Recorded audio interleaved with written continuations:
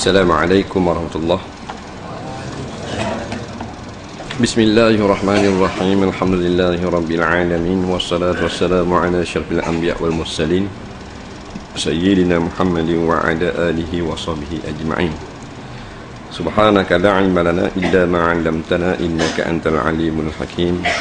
Wala haula wala quwwata illa billahil 'aliyyil azim. Kita sambung muka surat 65 95.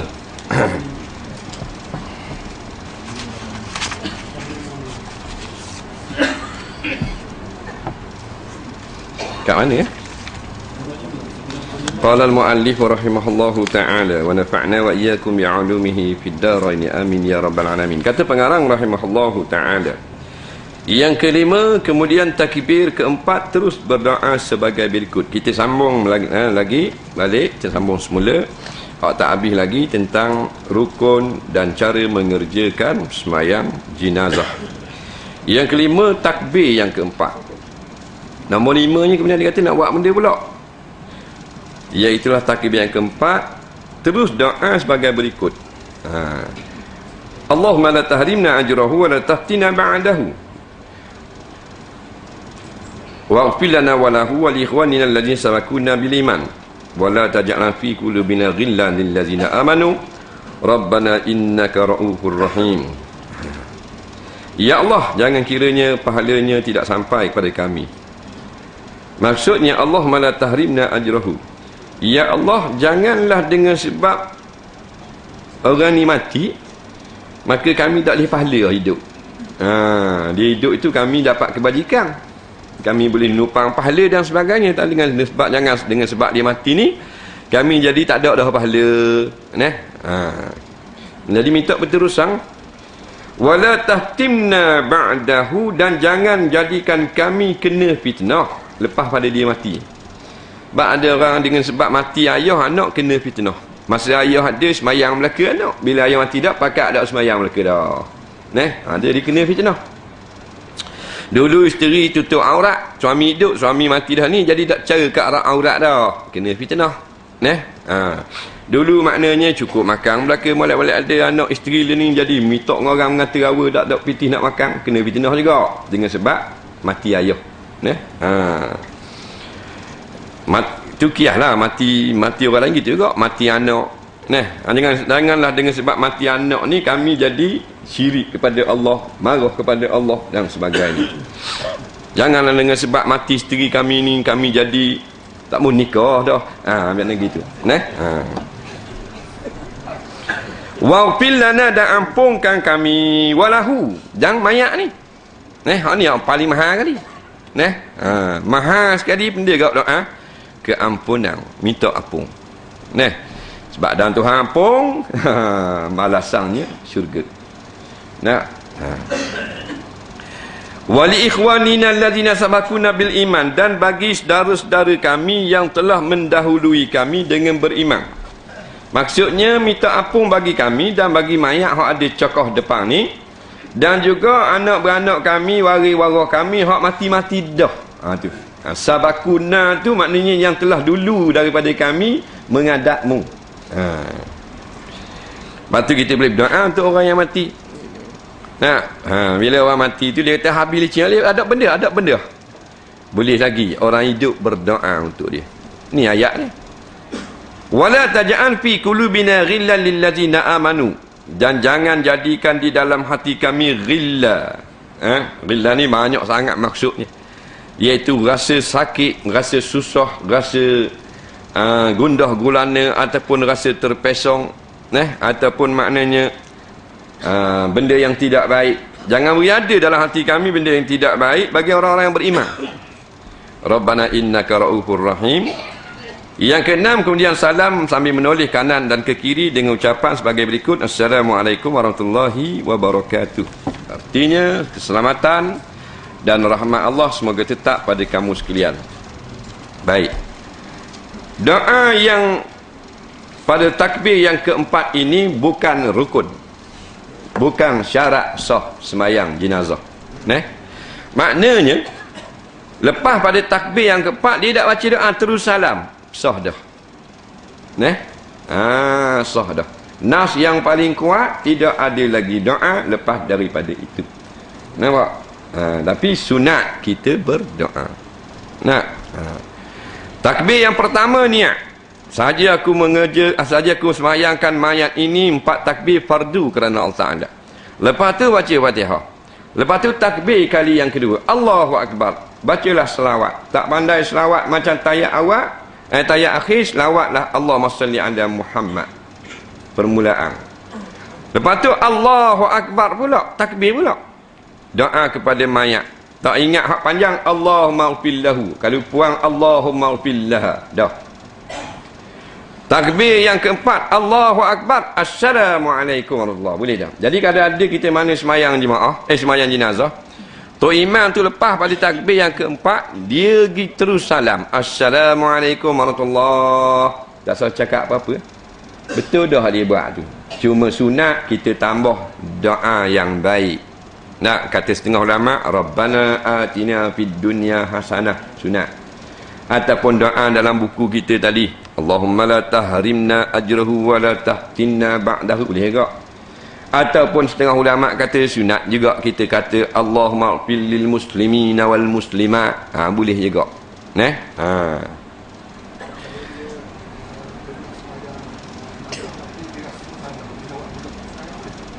Dia rasa macam dia salah. Dia kena gini, kalau rasa dia salah dia betul dah. Dia gitu. Dia kena maknanya ada dalil kita buat salah. Sebab tu lepas pada semayang, Assalamualaikum warahmatullahi, Assalamualaikum warahmatullahi. Ke aku salah baca Fatihah tadi? Tak payah ulang balik dah. Tak payah ulang balik. Dia gitu.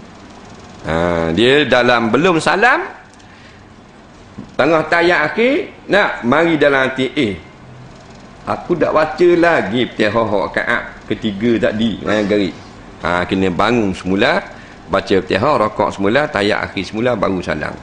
Lepas salam tak ada salah yang benda-benda dah, melainkan ada bukti. Lepas salam tengok kain bohong besar pinggang lubang, tu lain. Kalau mari baca betul ke tak, macam ni kita belajar ke aku salah itu mayat jenazah buat semula, tak payah. Cerak salah, tu baru buat semula. Kita dengar sini malam ni kita belajar, barulah kita tahu bahawasanya wajib baca Fatihah. Aku semayang minggu lepas ni tak baca Fatihah pun, aku ingat tak wajib baca Fatihah. Tu lain.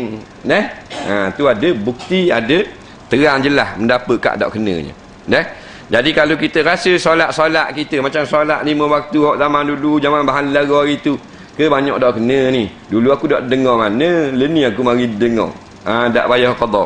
Dah lagu mana? Perbanyakkan amalan sunat. Yang kena qada memang cerak. Baru kita dengar malam ni semayang garik 3 rakaat, aku bahan lapang amar tu dulu. Tu baru qada.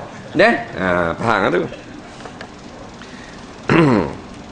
Jadi sekurang-kurang salam Assalamualaikum, macam salam semayang juga, maka sudah dah semayang. Sunat tambah warahmatullahi wabarakatuh, sunat.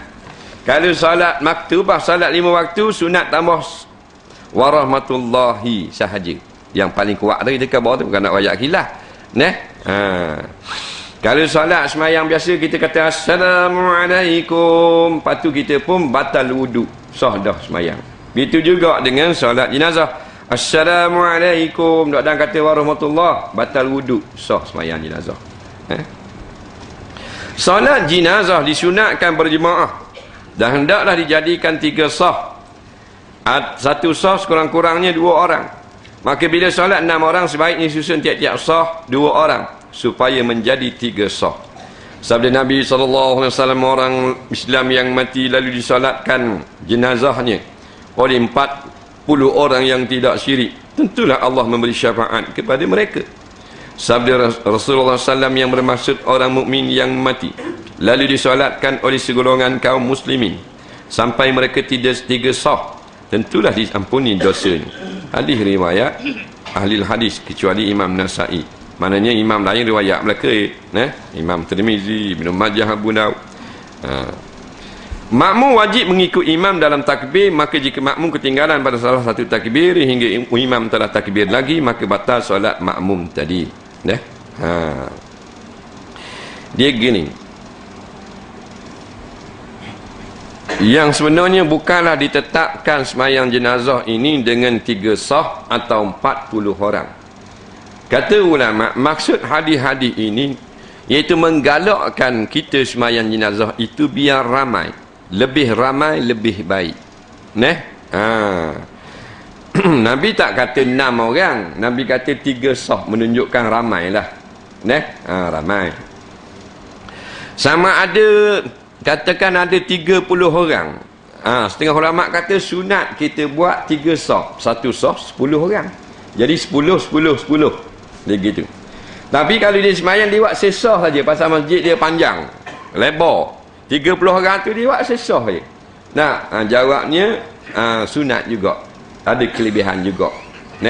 Kerana bukan dibilang tu mustajab doa dengan bilangan saf, dengan bilangan makmum. 1 saf 30 orang lebih baik daripada 3 saf 12 orang.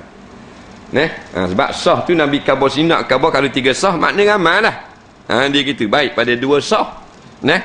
Tapi saf itu kalau kita nak banding dengan saf kita sendiri, bukan saf masjid lain.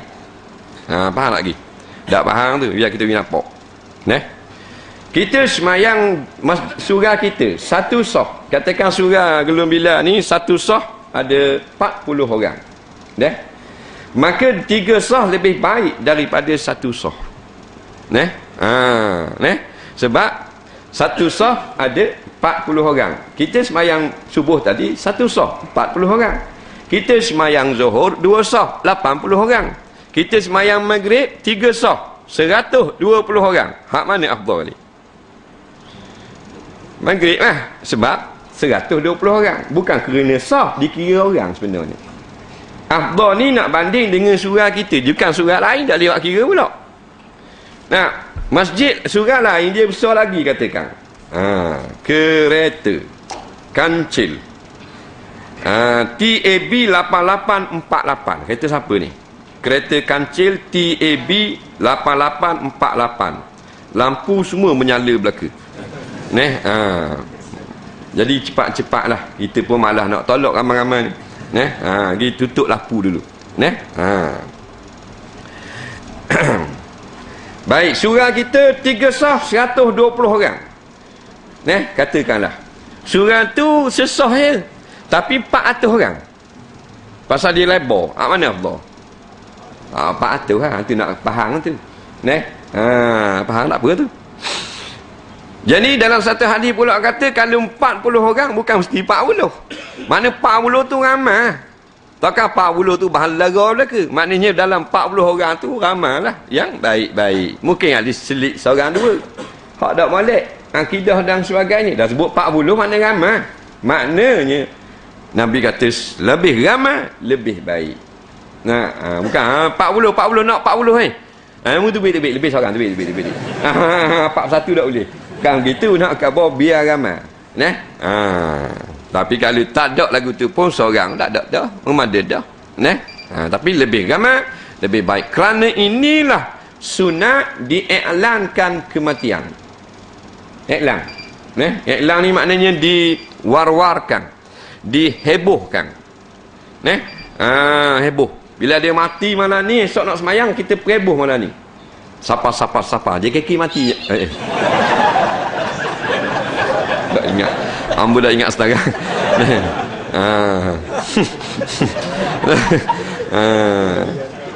Salah kita kau. Cerita dah tak apa dia. Jadi tujuan kabur semalam tu biasa orang mari ramal, semayang ramal. Tu tujuan. Dia yang kata tak boleh heboh ni, heboh kematian, tak boleh ni sebab berbangga dengan mayat. Nak menunjukkan kemegahan dia, nak menunjukkan kehebatan dia. Tak boleh tu. Jadi tujuan heboh supaya ramai mari, ramai semayang mayat. Kerana Nabi kata dalam satu hadis 40 orang, maknanya kan ramai. Satu hadis lagi 3 sah. Nabi tak kata siapa semayang satu sah, Tuhan tak terima. Tak kata gitu. Maknanya kalau ada satu sah, tak ada apa. Jadi sunat ramai. Baik. Kita pergi semayang jenazah, tu imam takbir, Allahu Akbar, baca Fatihah. Allahu Akbar, baca selawat. Kita baru sapa.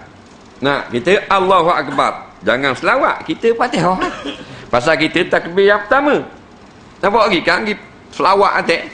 Tu imam takbir kedua dah. Kita takbir pertama baru sapa. Benda dulu, Fatihah dulu. Habis selawat, tu imam Allahu Akbar, doa mayat. Kita Allahu Akbar, selawat. Tu imam takbir yang keempat, Allahu Akbar, doa biasa. Kita takbir yang ketiga, Allahu Akbar, doa mayat. Tu imam Assalamualaikum, kita Assalamualaikum tak khepok kepala. Faham dah? Bila tu imam Assalamualaikum, kita ada lagi takbir tak? Allahu Akbar, baru salam. Jangan kita hak batal ni gini, kita mari tu imam takbir yang kedua selawat. Kita Allahu Akbar, takbir yang pertama Fatihah. Tu imam takbir yang ketiga baca doa, kita tak takbir lagi. Tak lagi. Tu imam takbir yang keempat. Kita baru nak takbir yang kedua. Atas situ.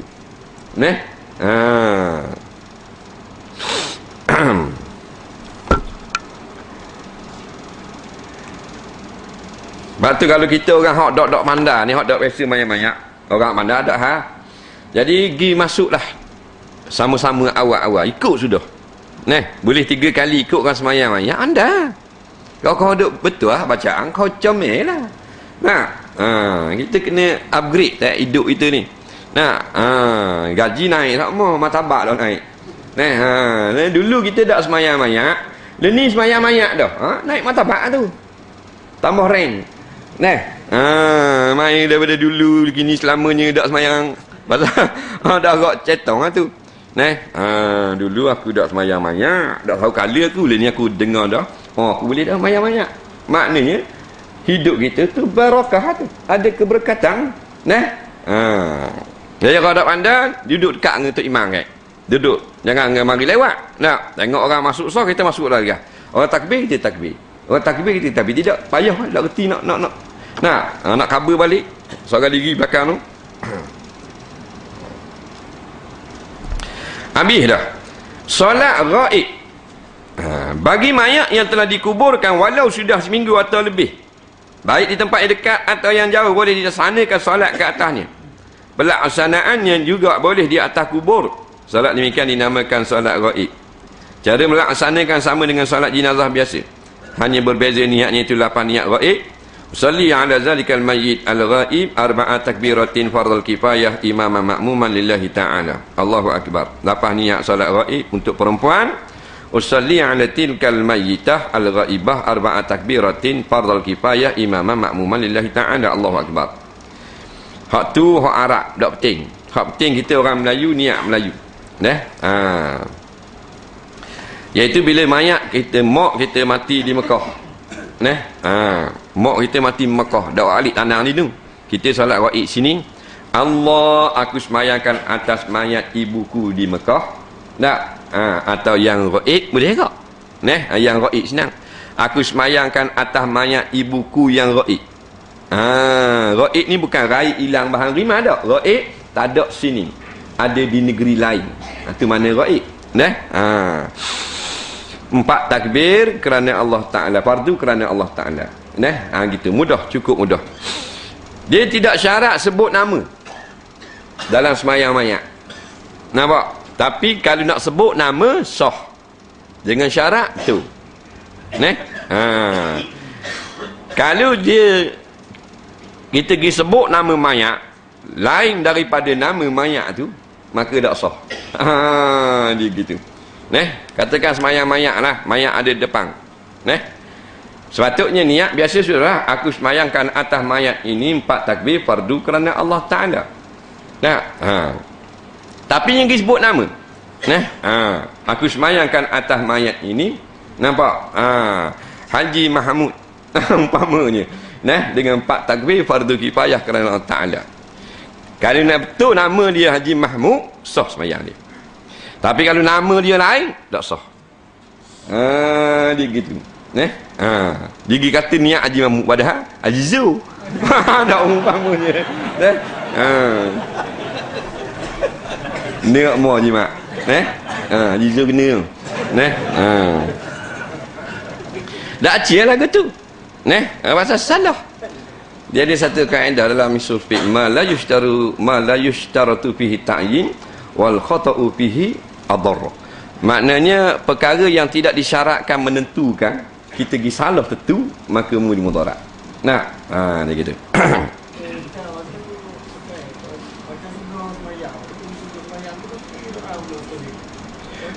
Sudah semayang?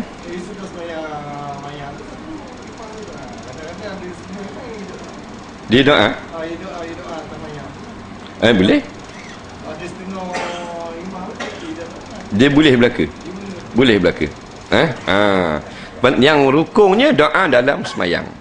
Dalam semayang doa tak jadi. Kerana waktu datang kepada kita daripada hadis, Nabi berdoa dalam semayang. Berdoa lepas semayang ini adalah dengan perintah yang umum. Jadi boleh.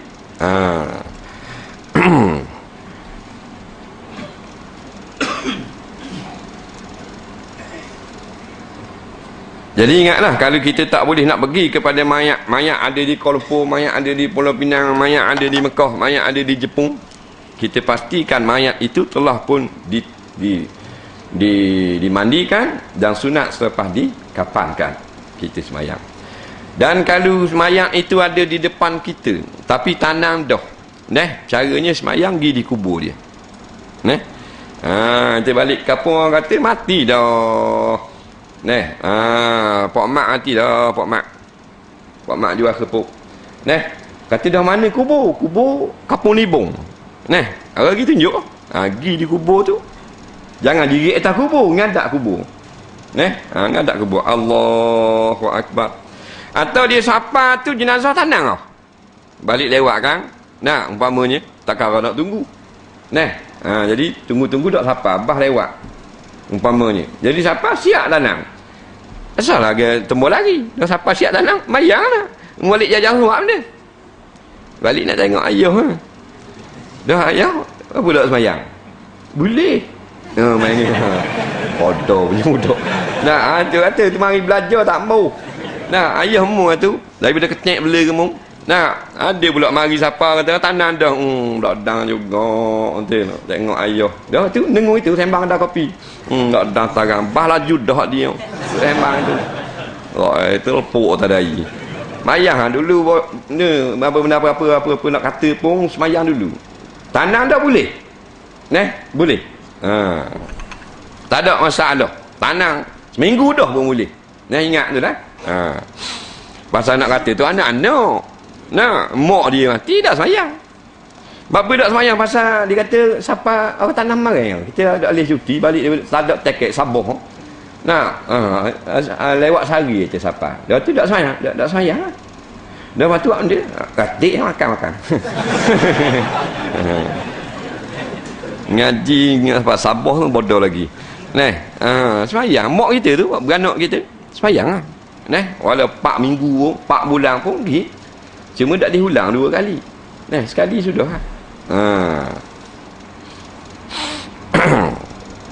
Tak ada salah.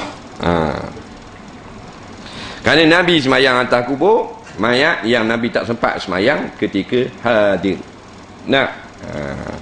Nabi kata, "Pas mana orang ni? Orang ni. Sahabat kata meninggal dah." Nabi kata, cik pergi tunjuk kubur, sahabat pergi tunjuk. Nabi akad takbir, pak takbir akad semayang jenazah di kubur. Caranya macam semayang mayat atas surah ni lah. Kita ngadak kubur tu, tak depan kita mengadak kiblat.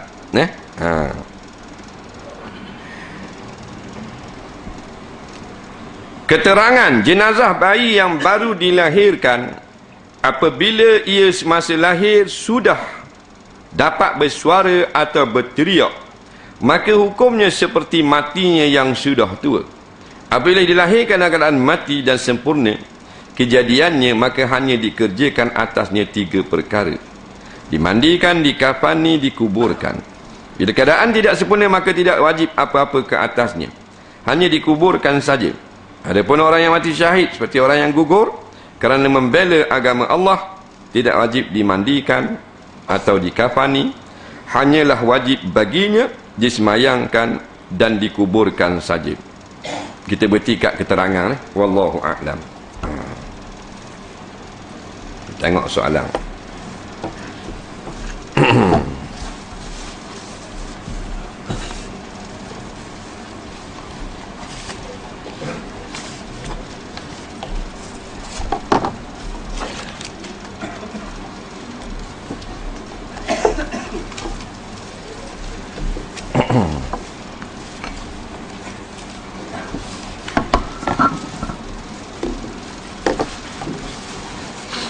Baik, soalan yang pertama. Apa hukum melakukan sebat seperti yang dilakukan di penjara, termasuk perbuatan dibogelkan banduan? Jawabnya, sebat yang dibenarkan sebagaimana dalam hukuman hudud dan ta'zir ialah sebat yang tidak maknanya memudaratkan akan nyawa pesalah. Bukanlah dilakukan dengan sewenang-wenang, tapi ada caranya. Rotan tidak lebih daripada kepala. Gitu je lah. Akad rotan tangan tak lebih pada kepala. Jangan gini tak boleh. Mana akad gitu je. Kapah 100 rotan umpamanya. Kebanyakan di penjara-penjara melakukan hukuman rotan yang bercanggah dengan syarak, kerana dipukul dengan sehabis-habis kuat. Pah belakang tarik ni. Rotan ni besar gini. Tarik pah belakang. Macam main golf. Anak palmer tu. Faham tak? Khapa tu panggil mak. Kalau bapak gangster. Kalau kita terberak terus. Faham tak? Lepas dia cabut, daging tu big. Hukumnya haram. Tu nak menyeksa. Ta'zir dan hudud bukan seksa. Nak menghentikan tabiatnya. Nampak? Membogelkan banduan untuk dihukum adalah haram dengan ijma' ulama'. Kerana Rasulullah memberi pesan, apabila dilaksanakan hudud, hendaklah dijaga aurat pesalah. Sehingga dipesan dalam satu hadis, kancingkan dulu baju-bajunya. Mana kacing dulu baju, padahal raju. Takut bila pukul ni takut jadi cabut butang. Kacing kemah molek. Tak boleh nampak aurat. Salah tu hal dia. Aurat tak boleh tengok. Hak berlaku dalam penjara seluruh dunia sekarang. Keluar daripada sel tu telanjang ulat dah heret. Piping tu telanjang ulat dah. Bagi cek di doktor lu kesihatan telanjang ulat. Macam anak ke je lah. Cik. Faham tak? Dulu telanjang ulat tak kata apa dah. Bagi kat pak hukum pula telanjang ulat. Lepas tu ikat telanjang ulat. Lepas tu waktu bit telanjang ulat pula. Bagi kat doktor telanjang ulat pula. Balik rumah telanjang ulat pula duduk belajar. 3 minggu 3 bulan kita tanya penjenayah kena molek 3 bulan tidur nerak pasal pecoh habis ni 2 ratang pecoh habis. Nampak daging tubik ketar-ketar. Tidur nerak dari nak pusing. Hukum laki-laki beri salam ke orang perempuan yang bukan mahram. Jawabnya, orang muda-muda mengikut pendapat yang muktamad tidak harus. Orang yang tua-tua harus. Kerana kira kalau nak kejut kawan semayang subuh. Nak kejut pun tanya juga. Kejut je lah. Dalam suatu hadis, sunat kita menggerakkan ahli rumah untuk bangun. Solat sunat. Sunat kita gerak. Tak gerak tak dosa. Sunat. Maka kalau solat subuh kata setengah ulama jadi wajib. Pasal dia wajib. Solat sunat gerak. Maka kalau kawan-kawan ada saing-saing, maknanya itulah maksudnya sunat kita bangunkan untuk solat sunat. Dan wajiblah kita ni hak tidak tidur ni membangunkan orang. Ini menurut pendapat setengah ulama. Kerana solat itu wajib. Time kita pula tidur, dia pula wajib gerak kita. Bolehkah ustaz huraikan hukum solat sunat yang tidak disunatkan berjamaah? Seperti solat duha atau solat tahajud. Kalau harus, di manakah kitab yang diambil sebagai rujukan? Dia nak kitab ni. Orang ngaji kitab dah, dia nak pula kitab. Jawabnya, solat duha tidak pernah datang di dalam nas bahawasanya dikerjakan dengan berjamaah. Sahabat cerita Nabi ni berkata ada satu solat yang sangat afdal. Pahalanya begini-begini pada waktu pagi. Akhirnya Nabi kata solat duha tu je lah. Maka kalau kita semayang jemaah lagu mana pula? Begitu juga dengan solat tahajud. Siapa yang bangun pada waktu malam, ambil air semayang dan mengerjakan solat 2 rakaat, maka pahalanya begini Nabi kata solat tahajud. Hendaklah kamu bangun pada waktu malam menunaikan tahajud. Kita buat dengan berjamaah. Apa yang dijawab oleh ulama-ulama, di antaranya Syekh Ibn Hajar Al-Haythami dalam fatwa beliau, hukumnya adalah harus. Begitu juga yang dijawab oleh Syekh Atiyah Saqar di dalam kitab Ahsanil Kalam. Harus mengerjakan salat duha dan salat tahajud dengan berjamaah.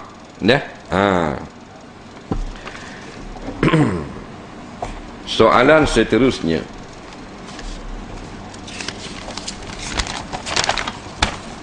dulu saya kerja dengan seorang majikan, dia suruh saya buat projek hak orang tinggal. Saya tak mahu, tapi dia kata kalau saya buat sampai sudah projek, dia akan bagi duit sagu hati.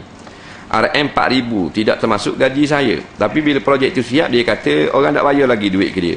Jadi dia tak boleh nak bayar ke saya. Gaji bulanan saya dia bayar dah. Setahu saya dia dapat tanah walaupun tak dapat duit dari kontraktor itu. Soalan saya, adakah duit dia janji RM4,000 itu dikira hutang bagi dia? Bagaimana kalau saya tak halal pergi Mekah pun tak khabar kita? Minta penjelasan. Majikan dia bayar dah gaji, cuma buat manis mulut, buat cakap aku tambah RM4,000 dia. Jadi gini, hak gaji tu bayar dah, maka lepas bagian gaji buat upah kerja. Hak ni bukan upah kerja, ini hadiah. Hadiah ni jadi janji sajalah. Melainkan kita ada akad sebagai upah. Maka waktu lain. Ini janji saja. Jadi majikan ini jawabnya dia tidak menunaikan janji saja. Jadi haram kot pihak menyalahi janji. Upah bayar dah gaji tu. Tapi ada buat janji pula menyalahi. Maka hukumnya berdosa majikan dia kerana menyalahi janji. Hak wajib upah. Hak asal rukun orang buat kerja tu. Macam dengan orang nikah lah. Hak rukunnya, hak wajibnya mas kahwin tu. Jadi hak tu, hak kata riak belanja, hak tu janji. Hak tu wajib tunai juga. Saya ada seorang kawan yang sangat rapat dengan saya, tapi dia tak minat belajar. Dia khabar kat saya macam mana saya nak dakwah dia. Adakah saya perlu bagi kat dia buku agama, mudah-mudahan dia akan baca. Ke macam mana cara ustaz? Tak lama lagi hari lahir dia. Apakah hadiah yang patut saya bagi kepada dia? Jadi kalau nak berdakwah kepada dia, dia ni payah sangat nak terima, nak ajak pergi dengar apa tambah apa semua, pandai baca, belilah satu buku yang ringkas ceritakan tentang azab hari kiamat lagi. Kerana kita pernah buat lagu ni. Hadiah buku tentang hari akhirat, azab hari kiamat, azab kubur dan seumpamanya. Jangan hak cerita tentang kelebihan bidadari dah. Jadi tu. Sebab banyak orang-orang yang keras kepala sungguh, tapi bila dengar CD, dengar kaset, dengar orang ngajar bab api neraka, bab apa ni, mari takut. Mudah-mudahan di samping kita berdoa kepada Allah supaya terbuka pintu hatinya. Soalan seterusnya, katakan saya jumpa PT 10 riyal, nak buat lagu mana? Jumpa 10 riyal nak buat lagu mana? Gini, kalau kita rasa kita boleh iklankan barang jumpa, maka kita ambil lah. Kalau kita malas nak iklankan barang jumpa, jangan ambil. Jadi bila kita ambil, kita kena ada satu tugas. Nah, iaitu kita kena simpan duit itu elok-elok, harta orang, dan kita beritahulah kepada di tempat yang jatuh itu, kalau kata jemput sini tak ada orang duduk sini tapi nak jalan depan tu kedai kopi, kebor kedai kopi tu. Nampak? Dia gitu. Kemudian setelah setahun kita boleh milik. Kita boleh milik. Tapi kalau benda yang memang kalau kita boleh merosakkan dengan lama masa, waktu boleh kita makan selalu. Kita temu tengah jalan kat highway. Umpamanya nasi kapik sambal jatuh 2 buku. Takkan nak tunggu congok kat highway tu nak tanya siapa. Depan tu dekat kali 40 kilo, belakang 30 kilo. Jadi kita boleh makanlah nasi kapik tu. Makan selalu pasal dia kat petang basi. Bila tuang dia mari jumpa kita, minta umpamanya setelah setahun berlalu ada orang mari cari kita. Awak ke nama sekian-sekian. Saya dulu, saya orang Singapura, hilang itu nasi kapik 2 buku. Umpamanya wajib kita kena ganti balik. Nak lagi? Wajib ganti balik. Apa hukum gambar dengan awet? Hukumnya haram lah. Kerana biasanya membawa kepada perkara-perkara yang lebih daripada itu. Asal gambar tu dah haram lagi, duduk 2 orang. Tapi gambar tu buat benda. Sipang pula duk tengok orang-orang. Kakak belek saya buang saya kakak belek, kakak tengok, kakak tiup, jadi bodoh gitu. Yang bolehnya ambil gambar orang yang kita nak buat isteri. Kita nak buat isteri, cuma tengok, aku nak tengok gambar dia. Kerana Nabi kata fangzur ilaiha, bila mu nak kahwin maka mu boleh tengok dia. Boleh tengok. Ulama kias sekarang gambar boleh tengok kau. Hukum tengok aurat laki-laki sama laki-laki. Jawabnya kalau tidak ada daurah apa-apa, haram. Tak usah kata aurat biasa duduk rumah teman serumah, main bola dan sebagainya. Dalam kitab-kitab mandi mayat, dia kata dan haram orang yang memandi mayat melihat kepada aurat mayat. Dia tukang mandi dah. Dia tengok aurat mayat, dibuka gitu, nampak aurat, haram. Maka kita ni hak berlaku dalam masyarakat lebih haram lagi. Laki-laki dia tak boleh tengok. Yang boleh tengok aurat kita, isteri kita. Nampak?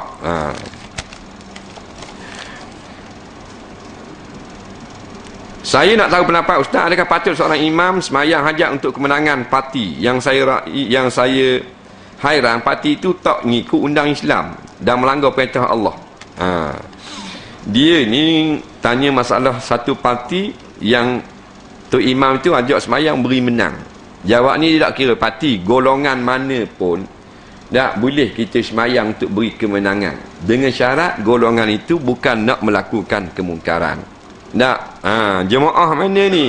Ini persatuan apa benda ni, bulan sabit. Minta tu imam tolong doa sikit pasal esok akan berangkat ke Kuala Lumpur rombongan. Boleh.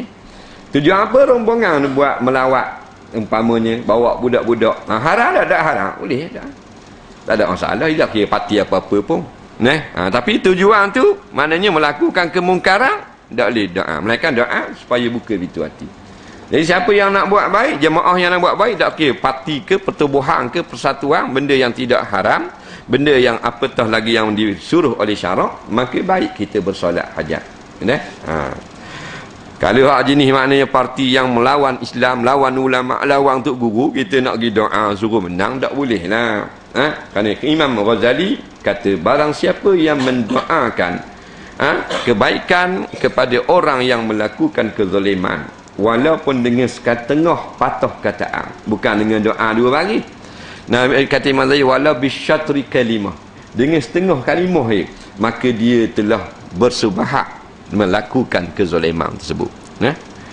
Sah atau tidak seorang salat itu sekiranya kita hantar pakaian salat ke kedai yang bukan Islam? Jawabnya, sah atau tidak sah dia tidak kait dengan yang tukang basuh Islam ataupun kafir. Dia kira suci pada syarak, maka hukumnya sah buat semayang. Tok imam basuh baju kita, tok imam atau ustaz yang tukang basuh. Tapi air kecil tak perah molek-molek, tak cucu molek-molek. Sah tak buat semayang? Tak sah. Haji Mak jawab tak sah. Baju Haji Mak dibasuh cuci lah. Rendang, lepas tu masuklah meseng, lepas tu bilah pulak dengan air mutlak, tanggal habis kesang-kesang najis.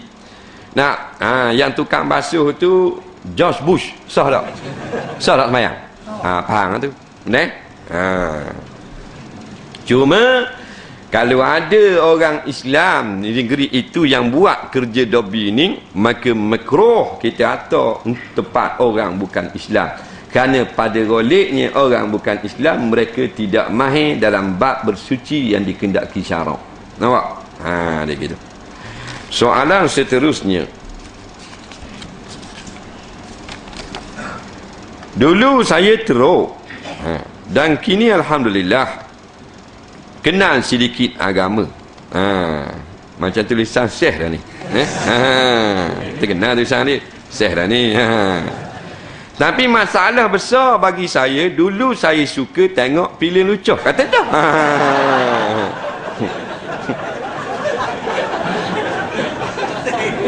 Sudah jadi tabiat. Jadi macam mana cara saya nak hentikan tabiat yang ada tak doa-doa untuk lemahkan nafsu jahat ini?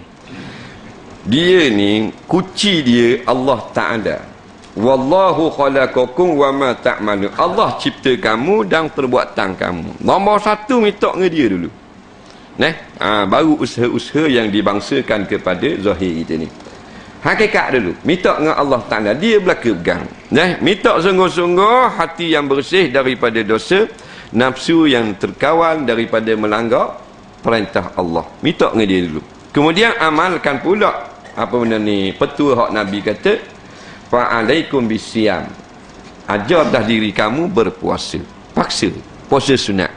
Niat nak mengekang nafsu. InsyaAllah dia akan jadi penawar. Fa'innahu lahu wija'. Dalam hadis yang lain Nabi kata, sesungguhnya puasa bagi orang muda-muda ni wija', iaitulah perisai yang amat ampuh. Lawang nafsu dengan biar aku nak puasa juga. 3 hari puasa jeng juga. Amal sama. Akhirnya Tuhan akan beri. Dia tengok kita sungguh, dia beri. Dia gitu. Tak tahan juga kahwin lah. Kahwin yang kita tengok tu apa? Tak ada kerja.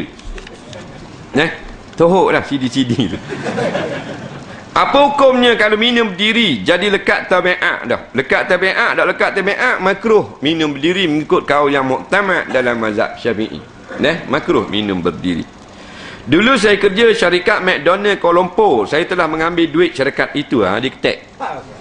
Saya sudah lupa berapa nilainya. Patutkah saya menggantikannya? Apakah hukumnya? Jikalau lah maknanya apa benda ni, McDonald itu diusahakan ataupun diniagakan oleh orang Islam, maka wajib bayar. Tapi kalau kita pergi di McDonald negeri Kapil Harbi ni, maka tak wajib bayar lah. Pasal Kapil Harbi ni sekarang wajib kita jatuhkan ekonomi mereka. Kerana mereka merancang menyantuh melingkupkan ekonomi umat Islam. Nampak? Dia gitu. Betul ke saat kematian orang itu penentu syurga neraka? Sebagai contoh, orang itu mati ketika sedang atau ingin melakukan kemungkaran. Adakah orang itu terus dihumban ke neraka? Sedangkan sepanjang hayat dia melakukan amal kebajikan, tetapi ditakdirkan mati ketika berbuat ingin melakukan kemungkaran. Minta penjelasan. Dia kata orang ni sepanjang hayat melakukan amal ibadat, dah buat dosa. Bila nak mati dia buat satu amal dosa umpamanya. Lepas tu terus masuk neraka. Daklah lagu tu. Cuma kita ni nak kepada husnul khatimah, kesudahan yang baik. Sekarang kita baik atau sekarang kita jahat, yang paling hebat sekali kita nak mati dalam keadaan mati yang baik. Kerana yang dikira adalah penamat.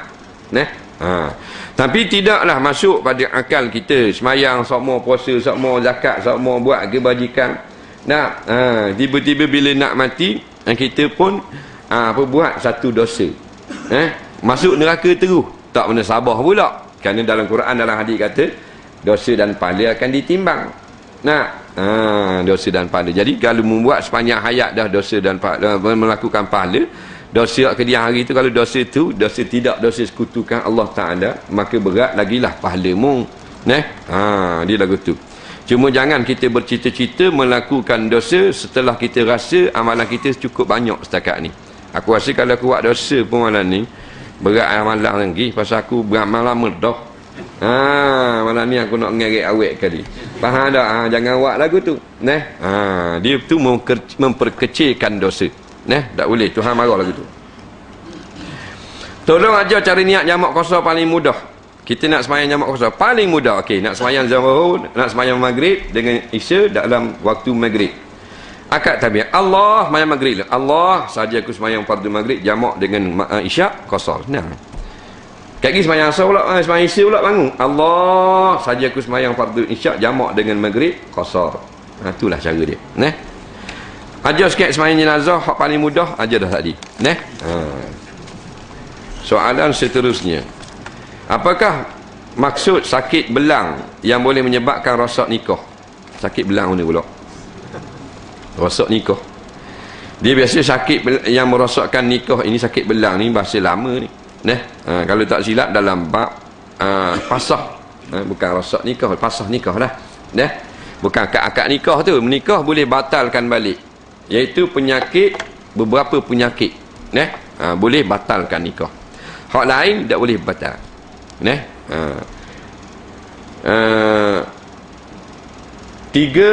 Dua untuk perempuan sahaja, dua untuk lelaki, satu berkongsi laki-laki dan perempuan.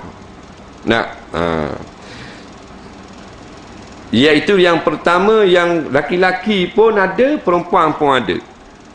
Iaitu penyakit berat seperti penyakit belang, penyakit sopok, penyakit pecah habis tubuh-tubuh, tubik nanah meneleh semua, penyakit kusta, penyakit HIV, yang mudarat kepada orang lain dan sangat berbahaya. Umpamanya, bila kahwin dapat tahu pasangan dia ada penyakit ni, maka boleh batal nikah selepas akad nikah. Kalau belum akad nikah tak ada masalah dah. Lepas akad boleh batalkan semula. Nampak? Melainkan dia telah bersetuju atau tak boleh batal. Dia tahu dah penyakit kusta. Khabar kusta ni awet ni, biar kusta aku nak. Tu tak boleh tukar dah lah. Ni baru tahu. Penyakit ringan tak boleh tukar. Penyakit sopok, penyakit belang ni mana tubuh ni baloh habis. Tubuh ni macam rimah belang. Tengok takut. Dah duduk dua orang mana. Kan duduk kahwin ni berdua-duaan. Tengok takut dah. Hak jenis pecah-pecah daging neleh, tubik air bisa, tubik darah semua. Tu boleh orang panggil penyakit berat yang boleh tukar. Penyakit kecil tak boleh. Bila nikah dia tengok ada parut sutik. Ni punggung bini dia. Umpamanya nak tukar, nak pasah, tak boleh. Pasal penyakit tu dikira kecil sahaja. Pengantin perempuan bila nikah barulah tahu laki-laki ni apa benda ni, ada kudi gatal atas belakang 2T. Tu tak boleh tukar dah. Tu mungkin kena cek awal-awal lagi. Penyakit yang apa benda ni, yang perempuan sahaja, laki-laki tak ada. Yang pertama tersumbat daging, yang kedua tersumbat tulang, tak boleh nak jimak. Bila nikah jimak tak boleh. Farak dia sumbat dengan daging. Faham tak? Jadi tak boleh nak lalu. Saya luka lalu saya. Faham ni dah? Faham lah. Dah tanya aku terang lah. Terpaksa kena kabur. Faham lagi tak boleh lalu, tak boleh nak jimak lah. Atau ada tulang dalam. Tengah laluan farak tu tulang duk tunggu. Nak jimak apa ni? Bang di bedek mu. Jadi hak tu boleh batal. Beritahu qadi nak batal balik. Qadi siasat tu. Batal kalau sah. Lepas tu penyakit yang laki-laki sahaja. Perempuan tak ada. Yang pertama maqtu' dia panggil, terpotong. Putus. Faham putus? Masuklah mesin tebu, galik ingat. Jolok galik tengok putus terus. Jadi apa kata ada benda. Mak dia tegur anda balik mula ambil. Ada benda mau. Tak butuh. Dah jahit. Tu dah ni. Bukan kita nak buat kelakar. Nak suruh faham. Jadi boleh tukar balik. Serta merta. Jadi tujuan tak boleh. Dah butuh. Nampak? Kalau kau mesin debu tengok. Lembu basikal lalu. Balik tengok. Jeng. Lepas tu lasa. Kalau kita lama. Arab panggil unnah. Melayu panggil dia cikgu. Uyung. Mati bucuk. Dia tahu lah. Mati bucuk. Tak boleh jimak, maka boleh batalkan nikah. Itulah. Soalan seterusnya, wajibkah saya qada semula solat saya lepas mengetahui banyak kesalahan dalam solat saya yang terdahulu? Kalau kita yakin kita meninggalkan perkara yang memang ijma' ulama', maka wajib kena qada balik. Tapi kalau kita rasa macam ada buat benda salah, maka tak payah qada, perbanyakkan sembahyang sunat. Saya sudah kahwin dan isteri saya hanya seorang anak angkat. Adakah wajib atas diri saya sebagai suami mencari ibu bapa kandung isteri saya? Jawabnya tak wajib. Syaratnya kita bila berkahwin dengan dia, dengan wali yang betul dah, wali hakim. Ada wali hakim dah. Sunatlah kita tolong cari ibu angkat sebenar. Kerana Nabi kata khairukum li ahli, sebaik-baik kamu orang yang buat baik dengan isteri. Maka di antara maksud buat baik ini, tolong cari keluarga yang sebenar, isteri dia. Sunat. Saya tengah solat, lepas tu saya muntah, sah atau tidak solat saya? Jawabnya sah. Muntah tidak membatalkan solat. Saya mendapat hadiah cabutan bertuah. Hadiah ini untuk orang yang sudah berkahwin. Apakah hukum saya menjual hadiah cabutan bertuah? Kerana saya tidak boleh guna hadiah produk minuman. Kok mana pula dia ni? Baik, menurut pendapat yang muktamad dalam mazhab Syafi'i, hadiah ini tidak boleh dijual beli. Kalau kita orang yang kaya. Kita orang kaya, bukan orang miskin lah. Bukan kaya ni maknanya orang banyak harta. Orang kaya tak masuk kategori miskin dan fakir. Kira kaya lah macam kita semua ni. Nak makan mi goreng boleh, nak makan laksa boleh, dia kira kaya lah tu. Ada cukup makan. Maka kalau kita tak guna benda tu, kita kena beri hadiah kepada orang lain. Kita tak guna, kita kena hadiah ke orang lain. Macam kita orang hadiah kain pelekat, orang hadiah kita jubah, kita tak padang, kita nak jual leh. Pasal kita bukan orang miskin. Hadiah kita kena hadiah orang balik. Orang miskin dia boleh jual hadiah. Sama macam daging korban. Dia miskin, rawi daging korban banyak ngak, dia kita letak pasar boleh.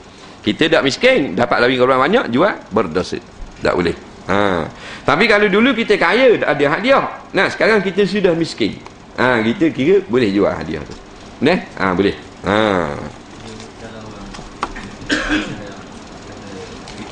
Kereta tak mau pakai boleh ya? Boleh juga. Nak pakai ke mana? Boleh hadiah BMW 5 Series baru. Pocik nyadaknya duduk wala menjang. Mana rahik mana? Jual lah. Apa hukum kalau laki-laki memakai cincin swasta semasa sembahyang dan di luar sembahyang? Adakah sah solat tersebut? Jawabnya sah. Bahkan kalau cincin emas pun sah. Orang lelaki sembahyang pakai rata pun sah. Pakai subang pun sah juga. Tapi perbuatannya haram. Kerana emas dan rantai subang ada ditentukan untuk perempuan sahaja.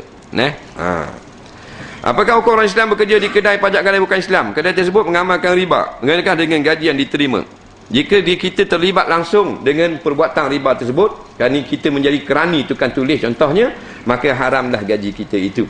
Kerana Nabi sebut jelas dalam hadis, la'anallahu akilar riba wa mukilahu wa syahidaihi wa katibah. Tuhan laknat yang makan riba, yang tukang beri pinjam, yang buat pinjaman, dan dua orang saksi, gerentuk dan tukang tulisnya tu.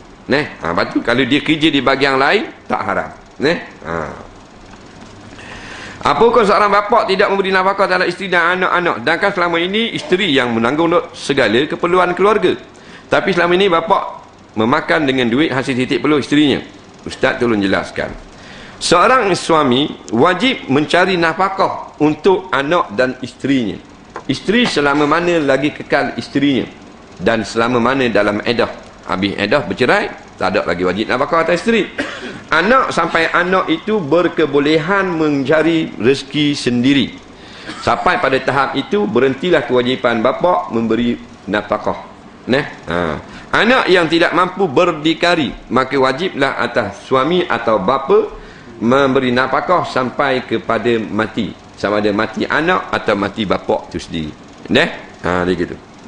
Suami yang tidak memberi nafkah pada isteri dengan sengaja dan tidak dihalalkan oleh isteri, maka amalannya tidak diterima oleh Allah dan perbuatannya berdosa besar. Dan perkara tersebut menjadi hutang. Menjadi hutang yang wajib dibayar sekalipun setelah suami atau bapa itu mati. Jadi hutang. Soalan seterusnya.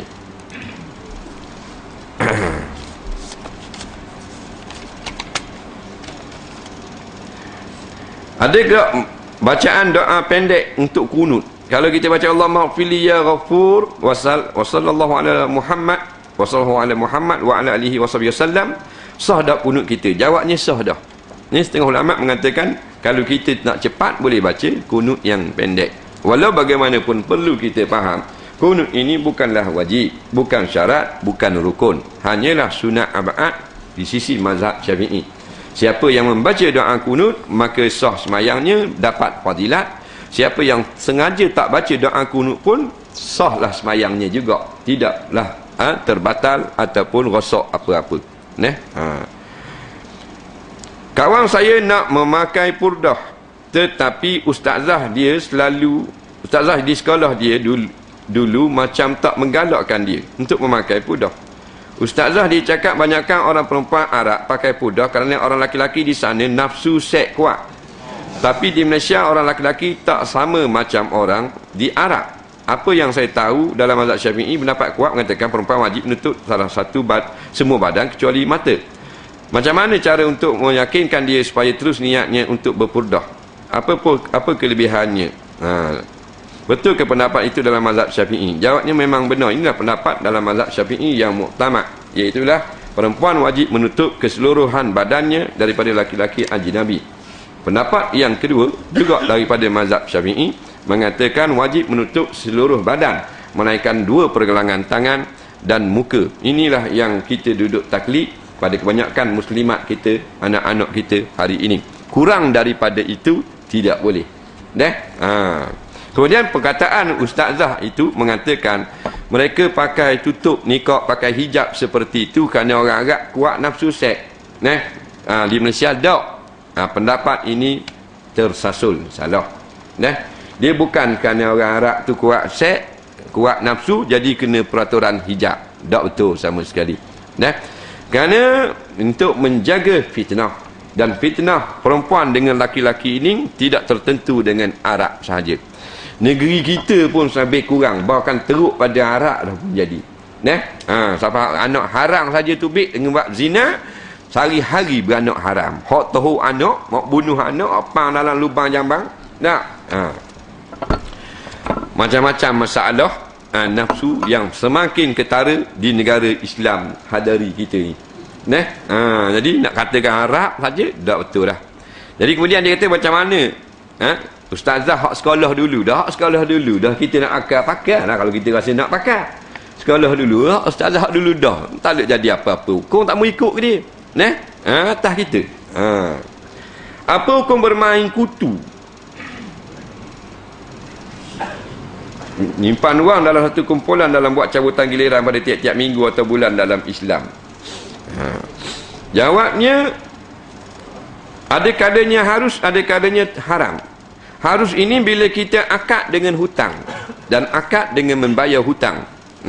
Haram ini kita pakai ambil Allah pitih orang, tidak ada akad ataupun lafaz. Tu nak main kutu, kena jaga. Kita sekarang gelerang nombor 1, kita cabut undi. Kita terima dulu 100 orang malam ni. Orang pun beri 100 malam ni. 10 orang akan beri, kita dapat 1000. Kita ni, orang yang beri tu dia kena kata, aku hutangkan kamu RM100. Kita ni kena jawab, saya setuju sekurang-kurangnya. Kalau nak lengkap lagi, saya hutang daripada awak dengan harga, dengan jumlah yang tersebut itu. Tapi saya setuju tu sah dah. Lepas tu bulan depan kita bayar tak? Saya bayar hutang awak RM100. Nampak? Ini kata gitu. Masa kutu dapat bagi kutu tu, baru jadi sah isi syarat, kerana dia termasuk dalam perkara gharab, perkara hutang menghutang. Hak kita ni faham rambang kali, pakai Allah ambil. Mu bahang dulu, aku bahang ke dia. Jadi tak ada peraturan. Macam mana dikatakan putus mualat di dalam khutbah Jumaat? Khutbah Jumaat ini mestilah dilakukan khutbah yang kedua dengan tanpa ada melakukan perbuatan-perbuatan yang asing daripada perkara yang bertakluk dengan khutbah. Contohnya, lepas daripada khutbah yang pertama, dia berhenti rehat sebentar kerana mengutip derma. Ini kata ulama. Dia buat kutip derma dulu. Memangnya sebelum khatib membaca khutbah yang kedua, kita nak umumkan kutipan derma. Daripada tuan-tuan dan puan sekalian, tuan-tuan puan tak ada lah, hadirin sekalian, untuk tabung Piala Thomas kita, umpamanya, ukurnya putu walak, putu walak. Jadi bila putu walak kena khutbah, kena khutbah semula, daripada awal. Pada kedudukan tayat akhir, imam bagi salam pertama dan kedua, seorang makmum tiba-tiba tersalah bagi salam kedua terus. Macam mana hukum? Adakah dimaafkan? Jawabnya sah dah semayangnya, kerana salam yang kedua itu adalah salam yang pertama bagi dia. Nampak? Dikira salam yang pertama, sah dah. Assalamualaikum warahmatullahi, imam, Assalamualaikum warahmatullahi. Dia tak tang kanan, tang kiri lalu. Assalamualaikum warahmatullahi. Nampak? Nak uri tang kanan, dia kekeh pula. Umpama. Jawabnya salam yang pertama itulah, yang kedua itu baginya sebenarnya yang pertama. Cuma dia luputlah fadilat, nampak, bersalam di sebelah kanan dahulu.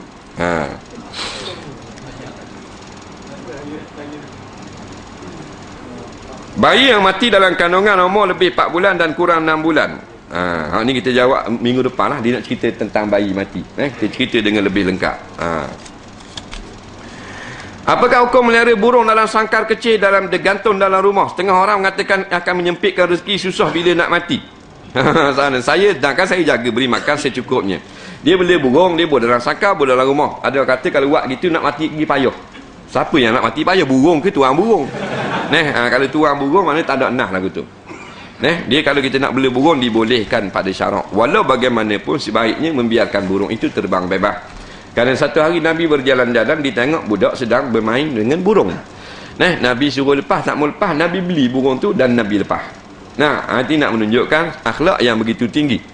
Walau bagaimana ulama' membenarkan kita membeli burung. Cuma bila kita beli binatang, maka datang satu kewajipan agama kepada kita, memberi nafkah.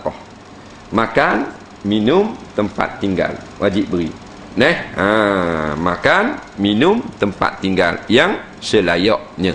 Tak cukup 3 tu berdosa. Jangan main-main. Boleh? Kemudian pula setengah ulama mengatakan adalah haram kita mengurung satu burung tanpa pasangan. Hukumnya kata setengah ulama itu tak haram. Tapi kita nak keluar pada khilaf, kita nak jadi molek. Jadi biarlah pasangan dia. Nampak tak? Sebab Tuhan buat likulli syai'in zaujain. Kami jadikan bagi tiap-tiap benda tu dia ada pasangan mu. Kata ulama. Jadi ada hak jatah dekat sini, dalam hak jatah ada tanya dia. Cengok situ. Kukuk ku. Dia kata tu tak ada apa, happy macam mu tahu bahasa dia. Nampak? Maknanya bila lagi mu nak cari bini ke aku? Dia gitu. Buat dah sepasang. Time dia nak pergi belawang, dia nak belawang lagu, tak apa, awak naik sekejap. Time masuklah sarang, bola sarang besar pula. Zaman Nabi Muhammad kita berkahwin pakai wali dan saksi, mana masa nak akad nikah. Dah pada zaman Nabi Allah yang lain, belum Nabi kita nikah sama juga ke ustaz? Manalah kita tahu. Kerana tidak diterangkan dengan jelas. Sebutnya Nabi-Nabi dulu isterinya begini, anaknya begini. Tapi cara akad nikahnya yang datang kepada kita, cara akad nikah iaitu daripada sunnah Nabi SAW. Warna kuning yang macam mana yang haram dipakai oleh laki-laki ketika solat? Sebab hari itu ustaz tak khabar dengan jelas kuning lagu mana, kuning siang lagu mana. Dulu kita ada khabar, bukan kita yang kata, ulama yang kata laki-laki tidak boleh pakai hak kuning siang. Siang ni bahasa Terengganu, kuning menyiga-nyiga. Kalau ni kuning hak terang tu, hak manja, nak kata lagu mana Nabi tak sebut pula. Kuning lagu mana, kuning betul, kuning macam kangkuma tu, kuning terang. Kain kuning macam kita pergi payung raja. Tengok payung raja, raja-raja payung kan kuning siang tu lah. Dia kata ustaz tak khabar jelas kuning siang lagu mana, kuning raja ke, kuning tok cia ke, kuning buah betik masuk ke. Jadi nak tahulah hak tu. Jadi kalau mudak reti kuning mana-mana, tak payah pakailah kuning. Aku nak khabar purah juga. Masa hari ketujuh umur anak perempuan saya telah buat apa yang ustaz ajar dalam kuliah sebelum ini. Dia buat lelaki bagus ha? Tapi ustaz, bila saya khabar kena sunat, bidang tu kata saya tak berani buat masa umur tu 7 hari tu. Dia nak buat lepas umur anak saya 40 ke atas. Salah tak bidang? Salah bidang ke salah saya? Jadi dia kata dia dengar CD kita ngajar tu, dia buat belaka dah. Iaitulah belah mulut anak buat dah, bubuh nama buat dah, cukup kepala buat dah. Tak nak khitang anak ni, dia tak berani nak buat. Anak perempuan lah bidang ni. Bidang ni khitang anak perempuan. Ingatlah khitang anak perempuan ni wajib. Supaya mengurangkan nafsu syahwat dia. Baik. Apa benda ni? Tok bidang kata tak berani buat 7 hari. Usah cek lagi. 40 hari sikit nampak so sikit, kita buat Jawabnya tak salah pun. Bukan wajib buat 7 hari. Sunat. Dibuat masa waktu kecilnya. Tengah ulama' je kata 7 hari yang ke-7. Dia nak buat hari ke-40 ke, umur setahun ke, dia haruskan pada syarak. Tak ada masalah. Janganlah sampai besar. Sebab sekarang banyak budak-budak perempuan tak sunat. Anak lahir 80 hang mula meninggalkan bersunat. Kita tanya orang tua-tua dulu, umur 7 tahun 70 hang, itu orang tak tinggal lagi sunat anak puang. Mulanya pada tahun 80-an. Zaman disko itu.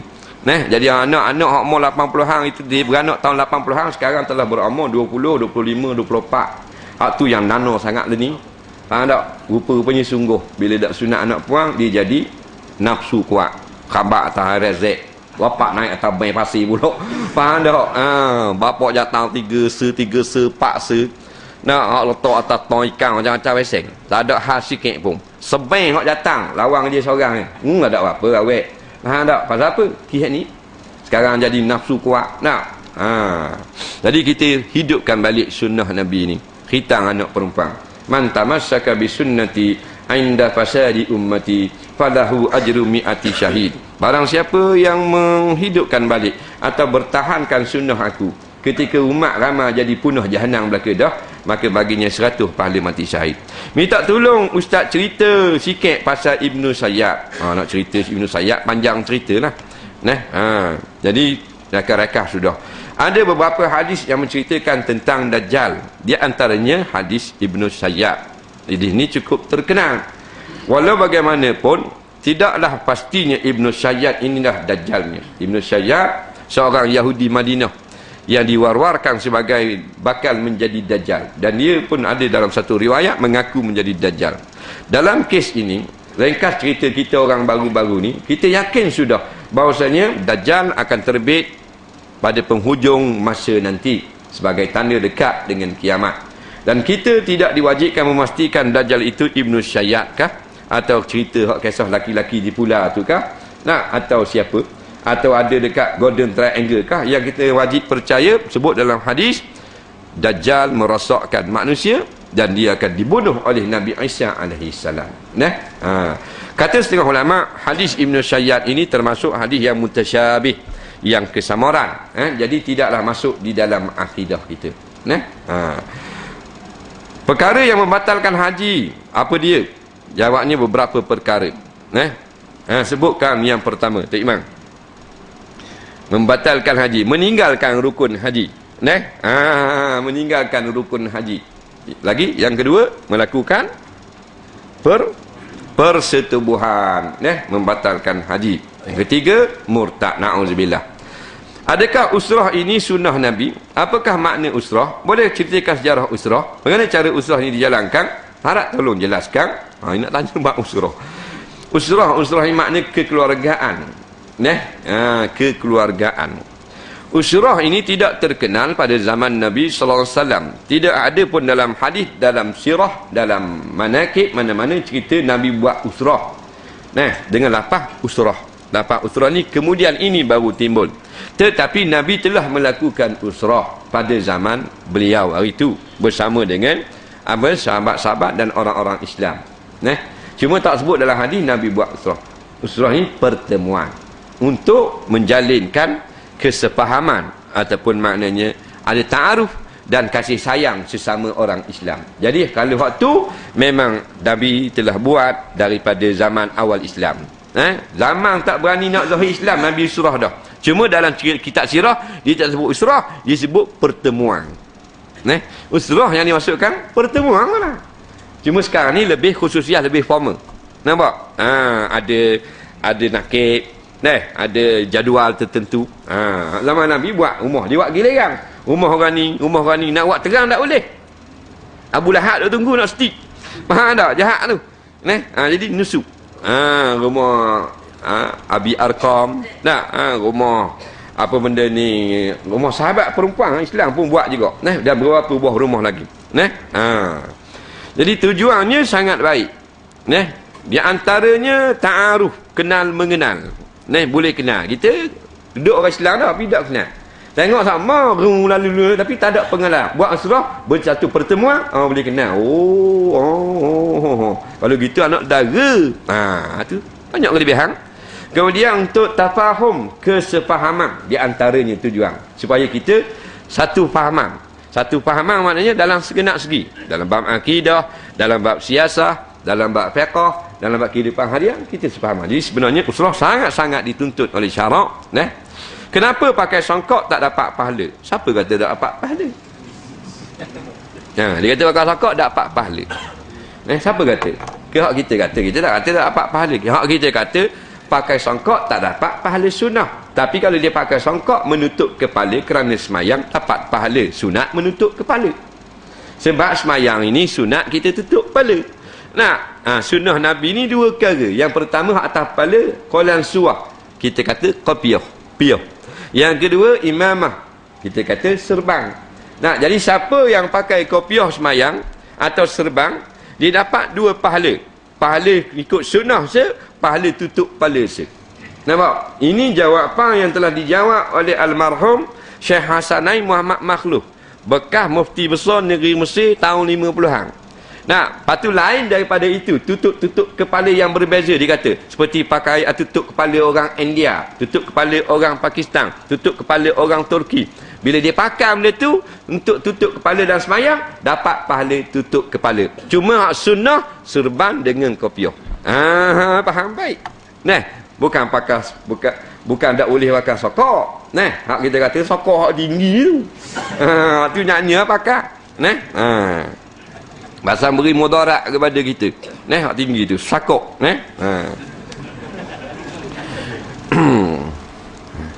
Nak pergi dengung potong kereta kacir suti. Faham tak?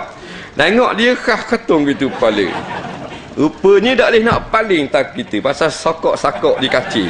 Jadi tak boleh nak paling. Tu mudarat. Jadi jangan hak tinggi sangat.